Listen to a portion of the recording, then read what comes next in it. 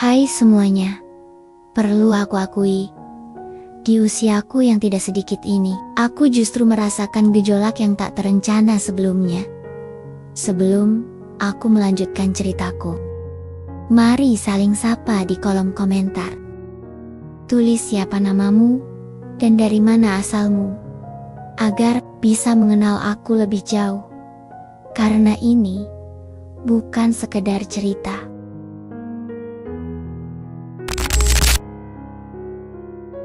Orang-orang bilang, hidup dimulai lagi setelah usia 50. Aku tidak sepenuhnya percaya, tapi sahurtu untuk pertama kalinya. Sejak lama aku tidak merasa sepenuhnya sendiri. Aku baru 2 minggu pindah ke rumah ini, perumahan kecil di pinggir kota, sunyi, dikelilingi pohon jati dan suara azan maghrib yang terdengar agak terlambat.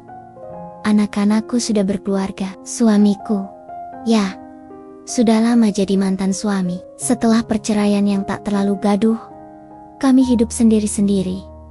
Dan aku memilih pindah ke sini.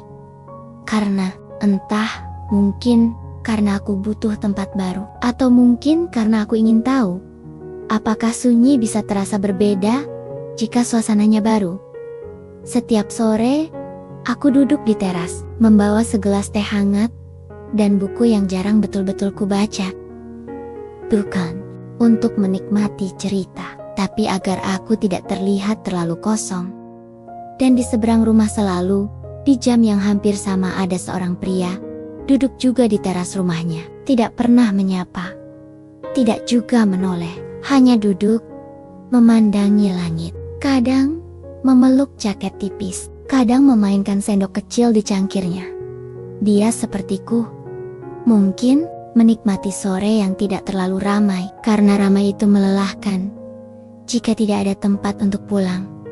Hari ini, untuk pertama kalinya, aku memutuskan membuka pagar kecil rumah dan berjalan keluar. Sekadar menyiram tanaman di pinggir pagar, mencari alasan untuk terlihat ada. Dan dia, pria itu, berdiri juga, seperti baru saja akan masuk ke dalam rumahnya.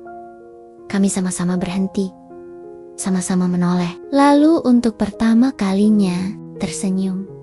Baru pindah ya? Tanyanya pelan. Iya, 2 minggu yang lalu. Selamat datang Bu, semoga betah.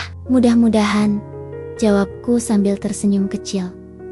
Walau saya belum terlalu yakin pindah ini keputusan yang tepat. Dia tertawa kecil, suara yang pertama kali ku dengar darinya. Dan entah kenapa, terasa seperti musik latar di film-film lama. Kalau setiap sore masih sama, berarti belum salah Bu. Malamnya, aku kembali duduk di tepi tempat tidur. Lampu kamar menyala kuning temaram. Buku yang tadi ku bawa ke teras tetap tertutup.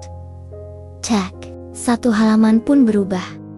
Tanganku menyentuh gelas teh yang sudah dingin di meja kecil, dan pikiranku berputar pelan. Bukan pada masa lalu, tapi pada sesuatu yang tak terucap sore tadi. Perasaan ketika ada orang asing tersenyum, dan kita merasa tidak terlalu asing lagi. Sebelum tidur, aku membuka jendela sedikit, melihat ke arah rumah seberang. Gelap, tirai sudah tertutup, tapi lampu temaram masih menyala. Ada seseorang di rumah itu, yang juga duduk dalam sunyi, mungkin sambil menyeduh teh, mungkin hanya termenung. Dan tiba-tiba, aku merasa tidak perlu takut pada kesepian, karena ada orang lain yang duduk di dalamnya, tanpa mencoba melarikan diri. Keesokan paginya, aku bangun lebih awal dari biasanya, bukan karena alarm, bukan juga karena ada yang harus dikerjakan, tapi karena semalaman aku merasa ada sesuatu yang tertinggal di ujung senyuman orang asing semalam. Bukan rasa, bukan rindu, tapi semacam bisikan kecil di dalam kepala yang berkata bahwa aku belum sepenuhnya sendiri. Saat aku membuka tirai ruang tamu, Reza sudah menyapu halaman rumahnya. Gerakannya pelan, tapi tidak malas. Seperti orang yang terbiasa melakukan segalanya sendiri, tanpa terburu-buru, tanpa ingin diperhatikan dari balik kaca. Aku memperhatikan caranya meletakkan sapu, cara ia menoleh ke kiri sebelum masuk rumah. Dan untuk pertama kalinya, aku menyadari bahwa bahkan gestur sederhana bisa menyimpan banyak cerita. Hari itu, aku tidak keluar rumah, hanya beres-beres sedikit. Menyusun kembali lemari dapur yang masih belum terlalu terisi. Tapi sore harinya, saat matahari mulai condong, aku kembali ke tempat yang sama, teras rumah, dengan teh hangat dan buku yang tetap tak terbuka. Dan dia ada di sana lagi. Tapi kali ini bukan hanya duduk. Ia melambaikan tangan kecil ke arahku. Tidak tinggi, tidak mencolok, hanya sekilas, tapi cukup membuatku mengangguk pelan. Jam-jam berikutnya mengalir seperti biasa, tapi di dalam kepalaku ada satu pertanyaan yang tumbuh. Apa yang membuatnya tetap duduk di teras sendirian setiap sore malamnya? Sambil menyusun piring-piring kecil di rak kayu, aku membuka ponselku dan main kari-kari berita lama di grup RT. Sekadar ingin tahu siapa saja penghuni sekitar sini. Dan di antara beberapa nama yang tak kukenal, satu komentar menarik perhatianku. Pak Reza itu pendiam tapi baik. Istrinya meninggal 2 tahun lalu. Sejak itu dia jarang bersosialisasi. Tapi orangnya rapi dan gak neko-neko. Aku berhenti membaca.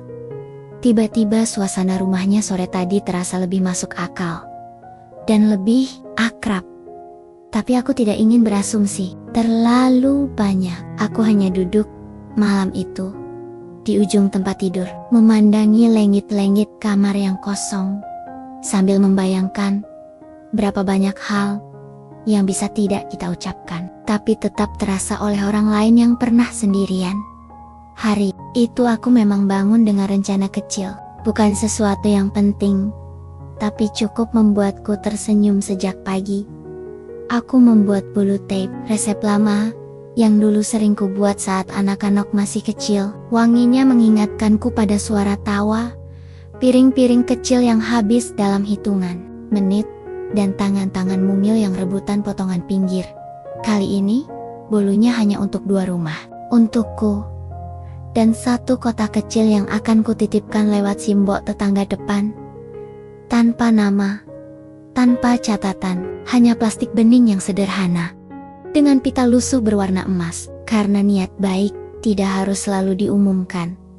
Sore harinya, aku duduk lebih cepat dari biasanya. Teh sudah kusiapkan sejak pukul 4. Buku tetap tergeletak di pangkuan. Tanpa dibuka, aku menunggu. Tapi Reza tidak keluar. Jam 5:10. Halaman rumahnya tetap kosong. Tidak ada suara kursi digeser. Tidak ada bayangan pria di balik pintu. Awalnya, aku mengira mungkin dia keluar, tapi tirai di ruang tamunya tetap tertutup rapat. Dan sandal-sandalnya masih tersusun di depan pintu. Aku menunggu beberapa menit lagi, sebelum akhirnya menyeruput teh yang sudah mulai dingin. Ada perasaan yang aneh sore itu, seperti seseorang yang biasa duduk di sampingmu, tiba-tiba absen. Dan kamu menyadari bahwa kehadirannya ternyata selama ini mengisi ruang sunyi yang tak kamu sadari ada. Menjelang maghrib, aku masuk ke rumah. Makan malam terasa hambar, bukan karena masakan yang kurang garam, tapi karena meja makan tidak pernah benar-benar nyaman untuk 1 orang. Aku berbaring di kamar sambil menatap plafon. 1 jam, 2 jam, dan ketika malam mulai terlalu sunyi, aku berdiri, membuka jendela, memandang ke arah rumah seberang. Masih gelap, tirai tetap tertutup, tapi kini terasa berbeda. Seperti rumah itu sedang menarik napas panjang. Aku tidak tahu apa yang terjadi, tapi malam itu aku tidur dengan perasaan ganjil. Dan untuk pertama kalinya sejak pindah ke sini, aku merasa kehilangan sesuatu yang bahkan belum pernah kumiliki. Langit mendung sejak pagi, hujan turun pelan. Tidak deras, tapi cukup membuat dedaunan gemetar dan udara menggigit. Aku tetap menyeduh teh seperti biasa. Kebiasaan itu sudah menjadi semacam ritual, bukan soal rasa tehnya, Tapi karena setiap sore seperti punya janji yang diam-diam kutunggu. Tapi rumah itu masih sunyi. Tirai tetap tertutup, halaman depannya becek dan belum tersapu seperti biasanya. Bangku kayu di teras pun terlihat basah, seolah memang tidak ada niat untuk diduduki hari ini. Meski begitu, aku tetap membuka pintu, mengenakan jaket tipis, dan duduk sebentar di kursi teras. Angin menusuk lengan dan daun teh di gelasku bergoyang pelan. Tapi aku bertahan. Ada semacam harapan kecil bahwa mungkin sore ini akan kembali seperti semula. Dan ketika aku hampir menyerah, pintu rumah itu terbuka perlahan. Tapi bukan Reza yang keluar, melainkan seorang perempuan parubaya, mengenakan jas hujan dan masker medis. Ia membawa kantong plastik berisi obat dari apotiaku. Bisa melihat logo farmasi di sudutnya. Ia hanya menoleh sekilas ke arahku, lalu menunduk dan segera berlalu ke arah motor yang diparkir di pinggir jalan. Aku menunggu beberapa saat. Pintu rumah itu tetap terbuka sebagian, lalu tertutup kembali pelan dari dalam. Barulah sore itu terasa jelas. Artinya, ada yang tidak baik sedang terjadi di rumah itu. Aku berdiri dan membawa tehku masuk ke dapur. Tapi cangkir itu hanya kutaruh begitu saja di meja. Tiba-tiba, aku ingin berbuat sesuatu. Tapi aku juga sadar. Aku siapa? Hanya seorang tetangga baru. Hanya wanita asing yang belum genap sebulan tinggal di seberang rumahnya. Malamnya, aku tidak tidur nyenyak. Aku mendengar suara hujan semalaman seperti jarum jatuh satu persatu di atas atap. Dan entah mengapa, dada kiriku terasa lebih berat. Dari bayosannya pagi-pagi sekali, sebelum matahari benar-benar naik, aku menaruh satu kotak kecil di pagar rumahnya. Isinya hanya selembar surat pendek dan 3 bungkus biskuit kering. Tanpa nama, hanya tulisan tangan sederhana di kertas sobekan. Untuk siapapun yang sedang menjaga. Semoga diberi kekuatan dari tetangga yang tak tahu harus bantu apa. Aku sedang menyapu ruang tamu ketika terdengar ketukan di pintu. Pelan, tapi jelas. Tidak seperti tukang jualan yang biasanya mengetuk 2 kali cepat. Ini lebih hati-hati, seolah orang di balik pintu tidak yakin ia disambut. Aku membuka pintu. Tenggun ragu, dan di hadapanku berdiri perempuan yang kemarin kulihat keluar dari rumah Reza Masih dengan wajah tenang, tapi kali ini tanpa jas hujan. Maaf Bu, saya Ani, perawat panggilan. Semalam saya lihat ada kotak dan surat di pagar. Itu dari Ibu ya? Aku mengangguk, agak kikuk. Maaf ya, saya cuma khawatir. Ia tersenyum kecil. Senyum yang tak lebar, tapi jujur. Terima kasih Bu. Pak Reza sakit sejak 2 hari lalu, kena demam tinggi. Tapi nggak mau dirawat, anak-anaknya jauh. Jadi saya dipanggil temannya untuk bantu sementara. Ada jeda sejenak, sebelum ia menambahkan. Kalau boleh tahu, Ibu ini tetangganya yang baru pindah itu ya? Aku mengangguk lagi. Kali ini lebih pelan. Tiba-tiba, rasanya aneh dipanggil tetangga. Padahal beberapa hari belakangan, rumah seberang itu terasa seperti tempat yang kutunggu setiap sore. Ani kemudian berkata sesuatu yang membuat jantungku berhenti sebentar. Pak Reza sempat tanya kemarin soal siapa yang biasanya duduk di teras rumah seberang. Katanya, orang itu baik. Tehnya sama hangatnya tiap sore. Aku tidak menjawab, hanya memegang sisi pintu lebih erat. Beliau masih lemas, tapi sepertinya mulai pulih. Mungkin besok atau lusa sudah bisa duduk di teras lagi, tambahnya sambil tersenyum. Dan sebelum pergi, Ani menoleh sekali lagi. Kalau Ibu berkenan, mungkin nanti sore bisa mampir sebentar. Cuma 5 menit saya rasa, beliau akan senang. Pintu tertutup. Tapi dadaku belum kembali normal. Rasanya seperti ada sesuatu yang patah dan sekaligus tumbuh. Aku duduk lama di meja makan, tanpa menyentuh apapun. hanya memikirkan satu hal. Bagaimana mungkin seseorang yang tidak begitu kita kenal bisa mengisi ruang yang bahkan tidak kita sadari kosong? Sore itu, aku datang tanpa membawa apapun selain selembar keberanian yang kutarik dari dalam dada. Pagar rumah Reza terbuka setengah. Ani sudah menungguku di ambang pintu, tersenyum kecil, lalu mempersilakanku masuk tanpa banyak kata. Aroma rumahnya seperti suasana sore itu, juga hangat tapi agak basah. Wangi kayu tua, sedikit aroma minyak kayu putih, dan suara kipas angin dari langit-langit yang berputar lambat. Reza duduk di sofa, mengenakan sweater tipis warna abu. Matanya masih tampak lelah, tapi tatapannya jernih dan langsung mengarah padaku saat aku masuk. "Saya tidak menyangka ibu benar-benar datang," katanya pelan. Aku tersenyum kecil. Kalau saya tidak datang, saya takut tidak akan tenang duduk di teras besok sore. Ani hanya duduk sebentar, lalu pamit ke dapur, memberi ruang seperti sudah mengerti kami butuh diam-diam yang nyaman. Aku duduk di kursi seberangnya, menjaga jarak, tapi tidak terlalu jauh. Di antara kami, hanya ada meja kecil dan satu kotak tisu yang tidak ada yang menyentuh. "Terima kasih untuk biskuit dan suratnya," ucapnya. Aku hanya mengangguk, dan setelah itu, tidak ada obrolan panjang. Kami hanya duduk, sesekali saling melirik, sesekali menarik napas panjang tanpa alasan jelas. Dan di antara detik-detik hening itu, aku merasa anehnya lebih akrab dibanding semua obrolan panjang yang pernah aku punya dengan orang lain. Setelah sekitar 15 menit, aku berdiri pelan. "Saya tidak mau terlalu lama, biar sore ini tetap jadi waktu istirahat," ucapku. Reza mengangguk, tapi sebelum aku benar-benar berbalik, dia berkata, "Teras rumah saya lebih sepi dari biasanya. Waktu saya tidak bisa duduk di situ, saya baru sadar sore saya ternyata bukan cuma tentang teh." Aku tidak menjawab, aku hanya tersenyum.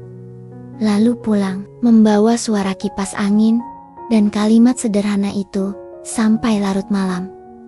3 hari kemudian, Reza sudah kembali duduk di teras, sweater abu yang sama kengker putih, yang sama, dan posisi duduk yang tak berubah. Tapi sekarang, sesekali ia menoleh ke arahku dengan senyum kecil, yang tidak dibuat-buat. Aku juga sudah terbiasa menyesap tehnya pelan-pelan, sambil sesekali membalas senyumnya. Bukan basa-basi, tapi seperti dua orang yang sama-sama tahu ada sesuatu yang tumbuh, tapi tidak perlu disibukkan dengan nama.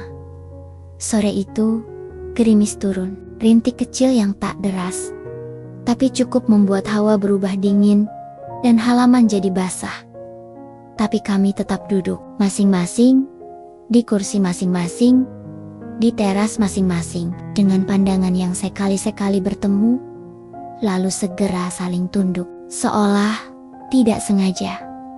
Saat gerimis makin deras, Reza berdiri. Awalnya kupikir ia akan masuk, tapi tidak. Ia mengambil payung dari belakang kursi, membuka pagar, lalu berjalan pelan ke arah rumahku. Aku sempat ragu, kakiku nyaris berdiri, tapi terlalu bingung harus menyambut atau hanya menunggu. Reza berhenti di depan pagar rumahku masih di luar. "Saya cuma mau bilang," katanya pelan, "kalau sore seperti ini tetap indah, meski basah." Aku tersenyum, menahan gugup yang tidak seharusnya ada di usia seperti ini. "Terima kasih sudah tidak membiarkan saya minum teh sendirian selama ini," tambahnya. Aku membuka pagar, tapi tidak sepenuhnya. Hanya cukup untuk membuat suara kami tidak tertahan rintik hujan. "Kalau saya tahu sore bisa terasa seperti ini," ucapku, "mungkin saya sudah pindah ke sini sejak dulu." Kami sama-sama tertawa kecil. Tawa yang tidak keras, tapi cukup menghangatkan udara. Lalu Reza berkata, pelan sekali, "Kadang kita memang harus terlambat dulu, biar tahu rasanya datang di waktu yang tepat." Dia pamit, melipat payung, dan kembali ke rumahnya. Dan aku berdiri lama di ambang pagar, memandangi bekas jejak kakinya di jalan paving yang basah. Sambil merasa aneh bahwa bahagia itu bisa terasa begitu sederhana, cukup dari seseorang yang tahu caranya berjalan pelan. Di tengah gerimis belakangan ini, kami mulai saling menitipkan makanan, bukan lewat kata-kata, tapi lewat plastik bening yang digantung di pagar masing-masing. Kadang aku buat sup ayam, ia balas dengan tumis buncis. Kadang aku kirim puding, ia gantikan dengan semangkuk kecil kacang hijau hangat. Tidak pernah saling bertanya kenapa, tidak juga saling memuji secara terang-terangan. Tapi dari cara masing-masing membungkus makanan dengan rapi dan menyelipkan sendok kayu kecil, kami tahu ada rasa yang perlahan tumbuh, meski tidak diberi nama. Sore itu, aku memutuskan membawa teh ke rumah Reza. Untuk pertama kalinya, bukan di dalam gelas sendiri, aku bawa 2 cangkir di nampan kecil, lalu berjalan menyeberang saat matahari mulai turun. Dia duduk di kursinya seperti biasa, tapi kali ini ekspresinya sedikit berubah saat melihatku membawa nampan. Saya pikir sudah waktunya teh, kita diseruput di tempat yang sama, kataku sambil tersenyum. Dia tertawa kecil, tertawa yang tak dibuat-buat. Kalau begitu, kursi ini akhirnya dapat tamu juga. Kami duduk berdampingan, tidak terlalu dekat, tapi cukup untuk saling mendengar helaan napas. Obrolan mengalir tentang tanaman yang mulai berbunga, tentang suara ayam tetangga yang belakangan makin gaduh, tentang hujan yang katanya akan datang lebih sering bulan depan. Dan di sela itu semua, ada satu momen hening yang anehnya tidak canggung, tapi justru terlalu terasa. Aku menoleh. Ia juga, hanya sekejap, tapi pandangan kami bertemu. Dan di detik itu, udara berubah. Aku memalingkan wajah. Cepat, terlalu cepat. Jantungku berdegup tak wajar. Dan aku tahu, sesuatu telah sampai di titik yang tidak bisa kembali seperti semula. Reza tidak berkata apa-apa. Begitu juga aku. Kami melanjutkan obrolan. Kecil, tapi semuanya terdengar seperti gema. Karena pikiran kami tertinggal di momen tadi. Sampai akhirnya aku pamit, kembali ke rumah dengan langkah pelan. Dan malam itu, aku duduk lama di ujung tempat tidur, memegang cangkir kosong sambil bertanya dalam hati, apa yang sebenarnya telah kami ucapkan, tanpa satu kata pun keluar dari mulut kami. Sejak sore itu, ada yang berubah, tidak drastis, tapi terasa. Kami tetap duduk di teras yang sama, tetap minum teh, tetap berbagi cerita kecil, tapi sekarang pandangan kami lebih pelan saat bertemu. Lebih lama, lebih diam. Siala, mata kami tahu sesuatu yang mulut kami belum berani ungkapkan. Pernah suatu sore, Reza menyodorkan cangkirku langsung ke tangan, dan saat jari kami bersentuhan walau hanya sekilas waktu, seperti berhenti sebentar. Ia menatapku, aku juga. Dan dalam detik itu, tanpa suara, kami tahu ada jarak yang ingin dilompati. Tapi belum tahu di mana pijakannya. Hari itu juga, aku tak langsung pulang ke rumah. Setelah teh habis, kami duduk agak lama, memandangi langit jingga yang berganti kelabu. Suara burung-burung kembali ke sarangnya. Dan aku sadar, aku pun seperti itu. Ada rasa ingin pulang tapi bukan ke rumah, melainkan ke perasaan yang selama ini tak punya tempat. Bernama, ketika aku bangkit, Reza ikut berdiri. Mira, katanya pelan. Pertama kali ia menyebut namaku tanpa embel-embel, Bu. Aku menoleh. Boleh saya bilang sesuatu yang belum tentu Ibu siap dengar? Aku tersenyum kecil. Coba saja, kalau saya diam, berarti saya belum siap. Tapi kalau saya tersenyum, lanjutkan. Dia tertawa pendek, tapi sebelum kata-kata keluar, ponselnya berbunyi. Nada dering yang singkat, tapi membuyarkan segalanya. Ia membaca layar, wajahnya berubah. Lalu tanpa sempat berkata apa-apa lagi, ia berkata, "Maaf, saya harus jawab ini." Sebentar, ia masuk ke dalam rumah, dan aku berdiri cukup lama di tempat. Menunggu tanpa tahu pasti, menunggu kata yang tidak jadi diucapkan. Beberapa menit kemudian, hujan turun.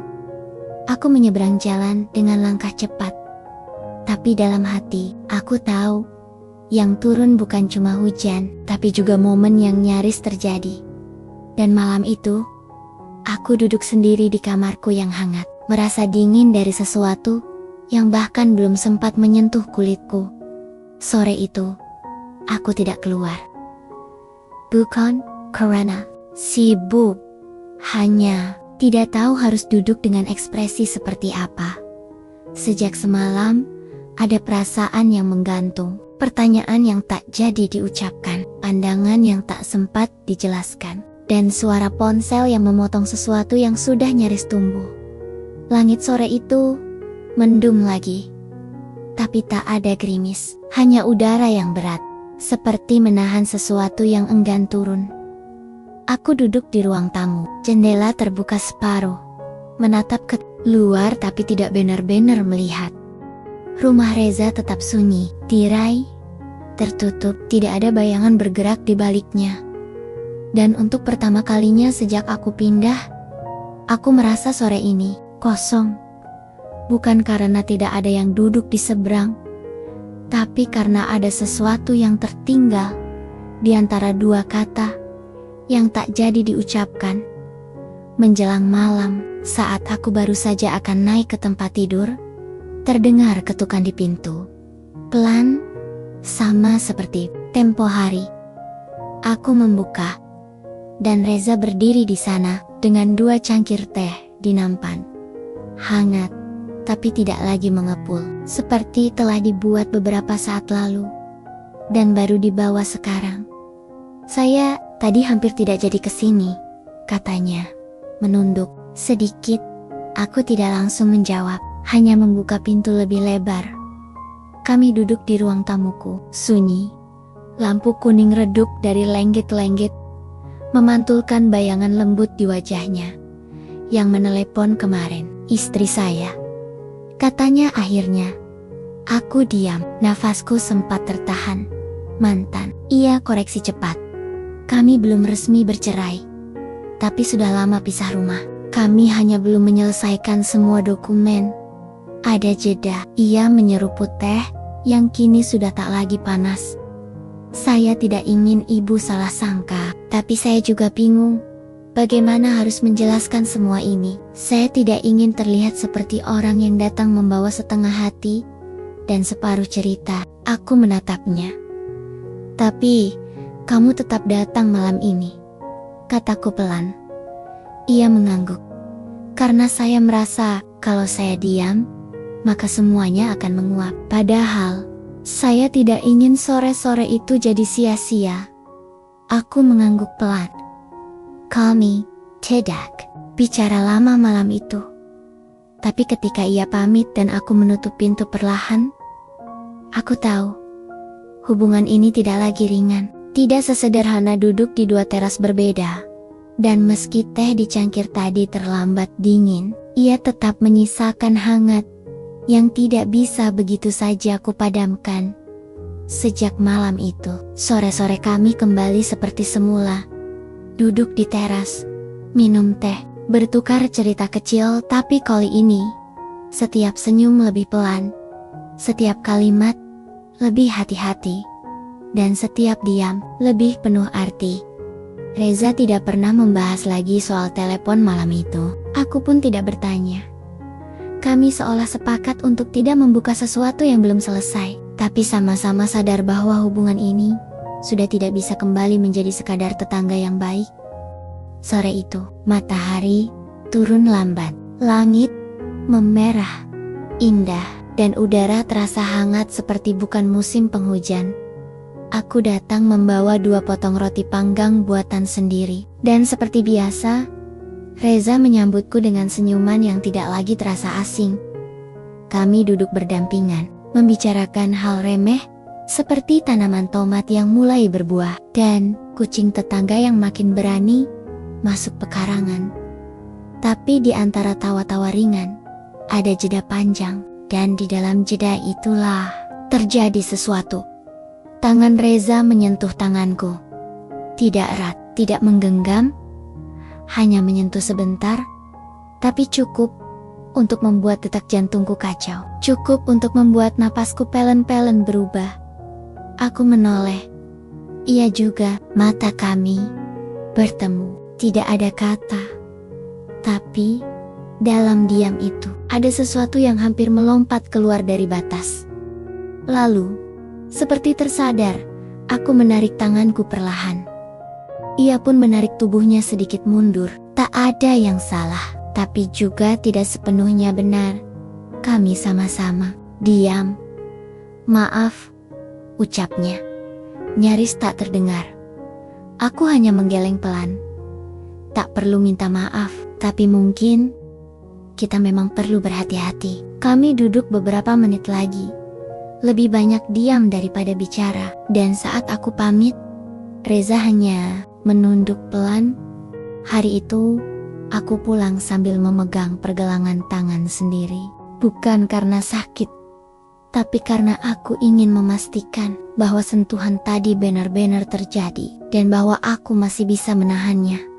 Sudah 3 hari aku tidak duduk di teras, bukan karena sibuk dan bukan karena marah, tapi karena takut.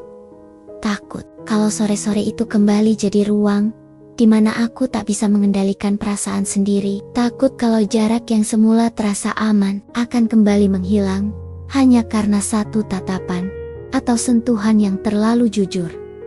Reza pun tak lagi terlihat. Di bangkunya, tirai rumahnya tetap tertutup setiap sore, dan setiap aku melirik ke seberang dari balik jendela, yang kulihat hanya bayangan samar lampu ruang tengah yang menyala sendirian. Sore hari menjadi sepi. Bahkan udara pun terasa berat. Teh yang kuseduh hanya kusentuh seteguk, lalu dingin begitu saja di meja kecil dekat jendela. Yang kurasakan bukan lagi diam, tapi rindu yang menyamar jadi diam. Rindu yang kupaksa tetap duduk di kursinya sendiri, agar tidak melompat ke rumah seberang. Malam keempat, ada suara ketukan, pelan, seperti biasa. Kupikir Reza, tapi bukan. Ani perawat yang pernah merawat. Reza berdiri dengan senyum canggung. Maaf, mengganggu malam-malam. Pak Reza nitip ini. Ia menyerahkan kertas kecil, tulis tangan Reza. Rapi, tapi agak goyah. Saya tak tahu apa yang Mira pikirkan. Saya juga tak tahu apa yang saya sendiri rasakan sepenuhnya. Tapi saya tahu satu hal. Saya rindu sore kita, dan saya harap kita bisa duduk lagi. Bukan untuk mengulang yang kemarin, tapi untuk mulai lagi dengan tenang. Aku membaca 2 kali, 3 kali, lalu memejamkan mata sambil menghela napas panjang. Besoknya, aku menyeduh 2 cangkir teh, tapi hanya 1 yang kubawa keluar. Kupikir, 1 dulu cukup. Kalau memang ingin memulai ulang dengan tenang, aku duduk, pelan, hati-hati, dan saat suara pagar berderit di seberang sana, aku tahu, sore ini mungkin tidak akan seperti dulu, tapi justru karena itulah aku ingin tetap tinggal lebih lama. Meja kayu kecil di teras rumah Reza. Hari itu, tak lagi hanya untuk 1 orang. Aku duduk di sana, berseberangan dengannya. Untuk pertama kalinya, kami tidak duduk di teras masing-masing, tapi benar-benar berhadapan. 2 cangkir teh mengepul pelan, dan suara burung-burung yang kembali ke sarangnya menjadi latar yang nyaris terlalu pas untuk sore yang hangat, tapi rawan. Kami banyak diam, tapi diamnya bukan karena canggung, melainkan karena tidak ingin merusak sesuatu yang baru saja disusun kembali. Seperti 2 orang yang soma-soma memegang gelas kaca tipis.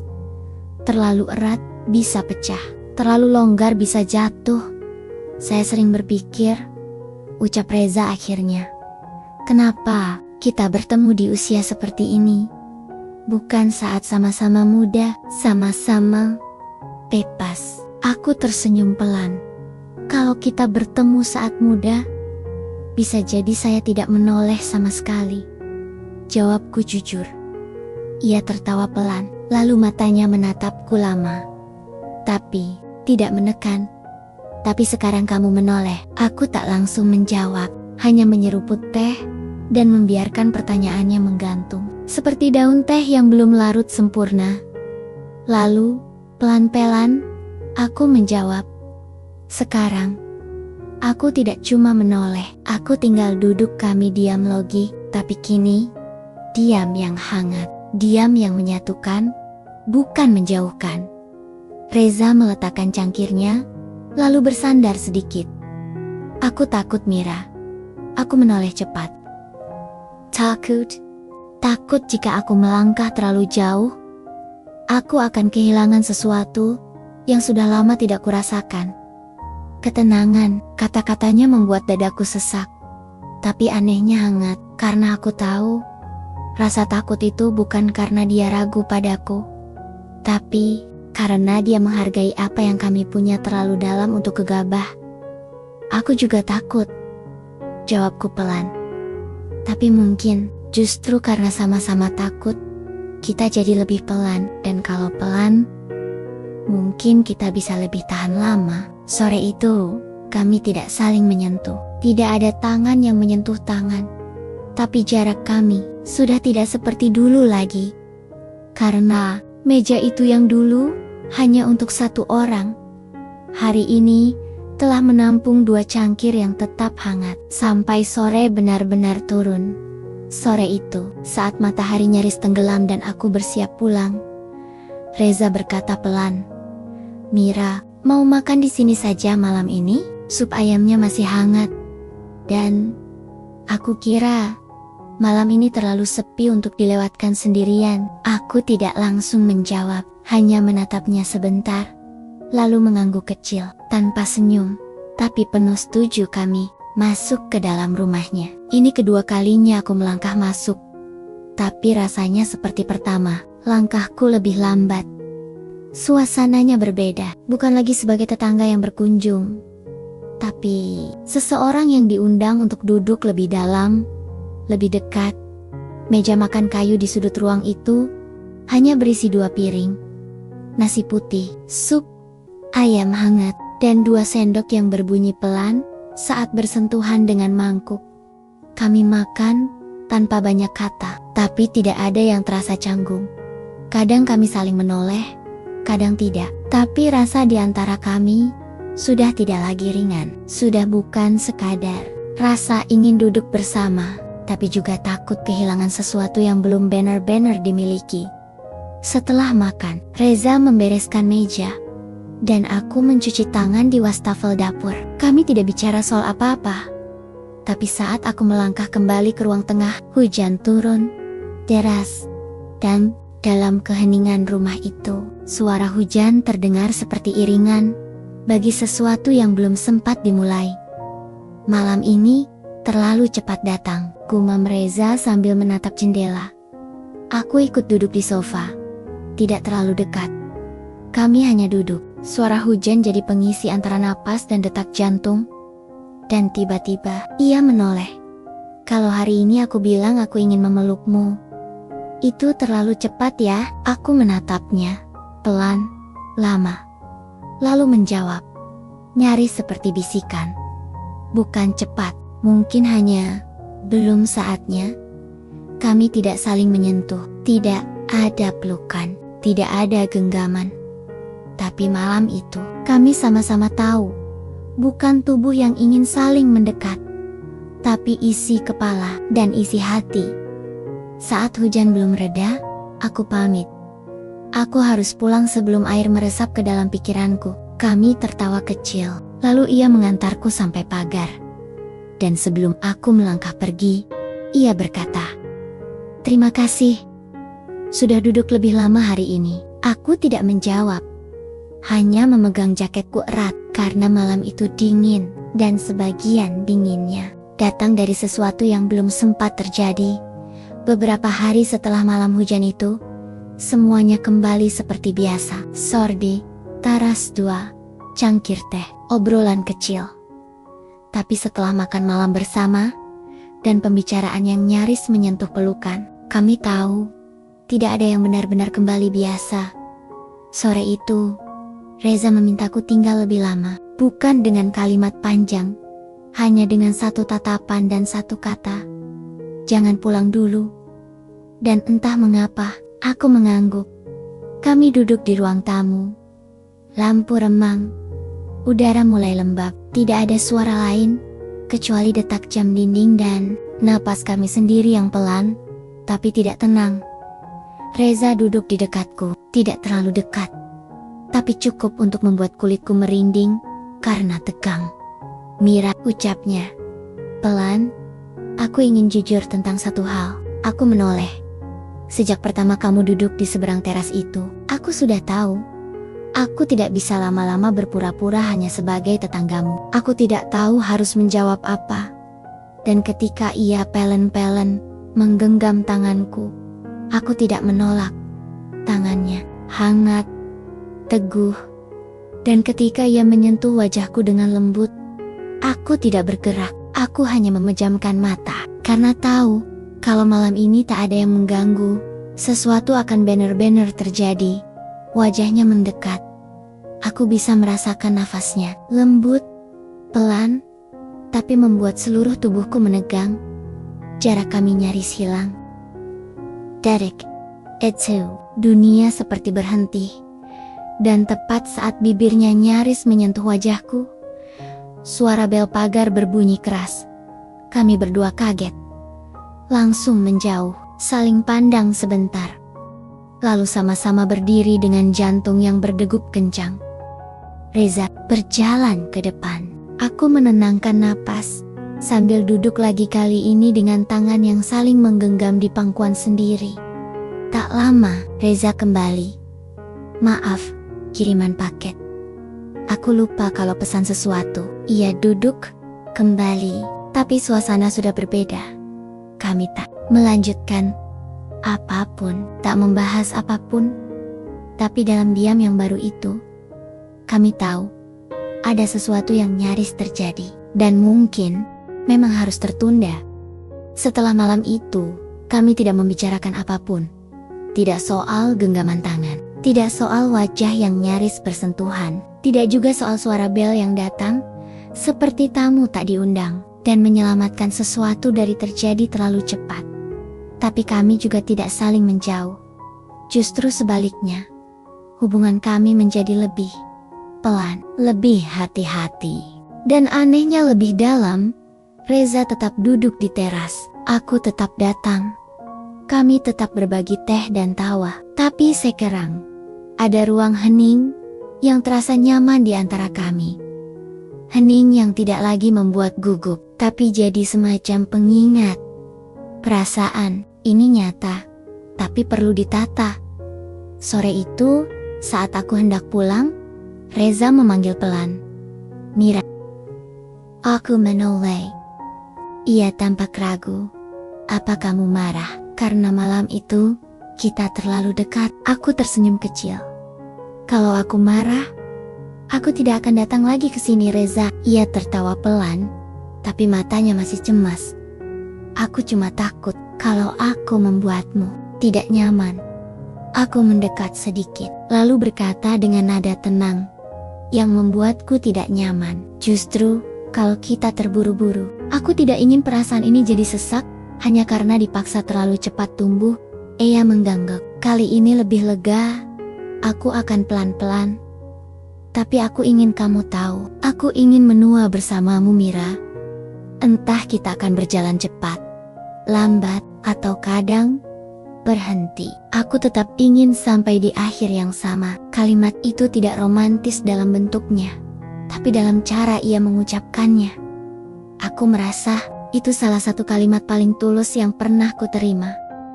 Aku tidak menjawab, hanya menatapnya lama, lalu pulang dengan hati yang ringan.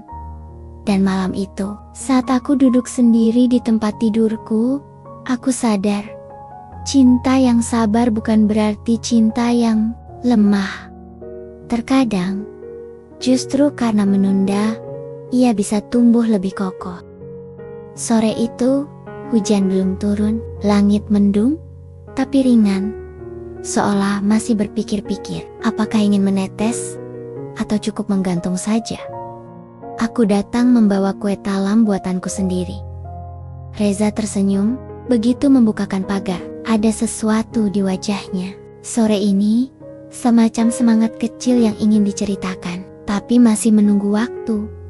Setelah teh diseduh dan kue kami cicipi, ia berdiri dan masuk ke dalam rumah. Saat kembali, ia membawa sesuatu.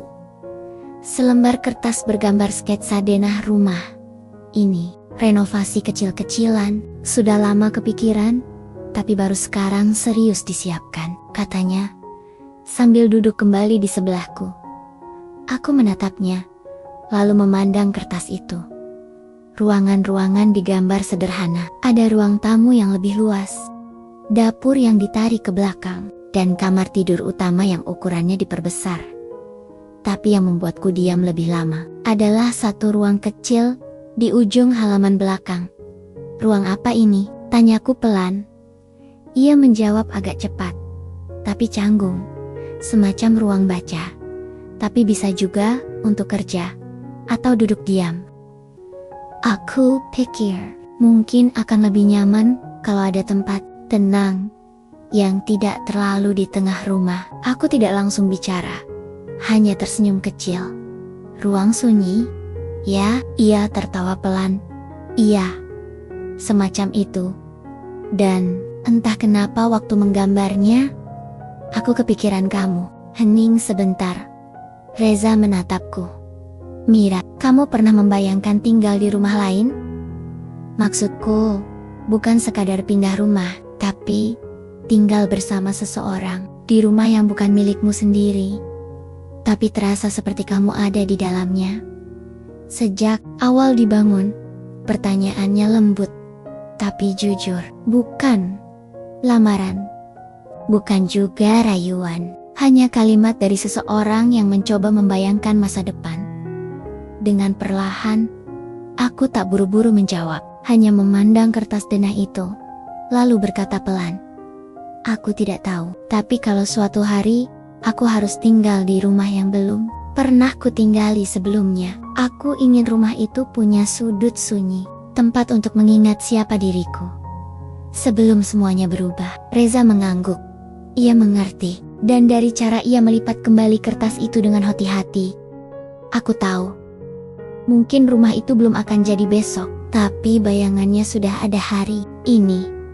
Beberapa hari setelah Reza menunjukkan denah itu, kabar baru datang. Renovasi rumahnya yang awalnya direncanakan bulan depan dipercepat. Tukang mulai datang. Bahan bangunan mulai berdatangan, dan suara palu jadi latar sore yang baru. Aku sesekali mampir, sekadar membawa minuman dingin untuk para pekerja, atau melihat Reza berdiri sambil mengamati pekerjaan mereka dengan wajah serius, tapi bahagia.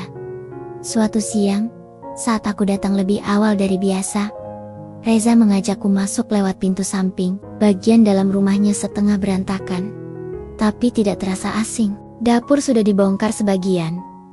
Ruang tengah penuh debu kayu dan paku-paku kecil. "Maaf ya, agak kotor, tapi kamu bisa lewat sini. Lebih aman daripada teras depan," katanya sambil tersenyum. Aku hanya mengangguk, mengikuti langkahnya. Dan di tengah ruang kosong yang belum selesai itu, kami berhenti. Reza membuka pintu kecil yang dulunya menuju kamar tamu, kini berubah jadi ruangan baru yang belum sepenuhnya jadi. "Ini nanti ruang bacanya," katanya pelan. Ruangan itu masih kosong, hanya ada dinding setengah jadi dan satu jendela kecil yang menghadap ke pohon mangga di belakang rumah. Kami berdiri di dalamnya, berdua. Ruangan sempit, sunyi, dan untuk beberapa saat hanya suara napas kami yang terdengar. Reza berdiri di dekatku. Jarak kami sangat dekat, lebih dekat dari sebelumnya, dan mungkin Karena ruang sempit ini terlalu jujur, kami tidak bisa menghindar. Matanya menatapku, tangan kirinya perlahan menyentuh lengan atasku. Mira, aku tahu nada itu. Nada yang datang dari ketulusan, tapi juga keinginan. Tangannya naik, pelan, ke pipiku. Ia menatapku lama, lalu mendekot. Dan untuk ketiga kalinya, sesuatu hampir terjadi. Bibirnya hanya sejengkal dari wajahku. Nafasnya hangat, matanya tertutup separuh. Dan aku tidak menolak. Tapi tepat saat aku memejamkan mata, "Pak Reza, ini granit dapurnya ditaruh mana ya?" Suara tukang dari luar memecah ruang kecil itu. Kami langsung tersadar. Reza mundur pelan. Aku menarik napas panjang. "Maaf," katanya pelan.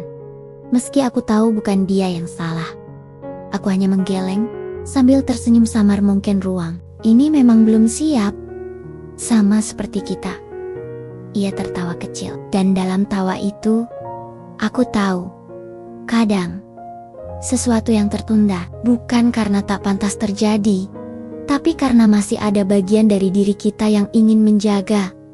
Renovasi hampir selesai. Pintu-pintu sudah terpasang, ubin mengilap, dan ruang baca itu kini benar-benar ada.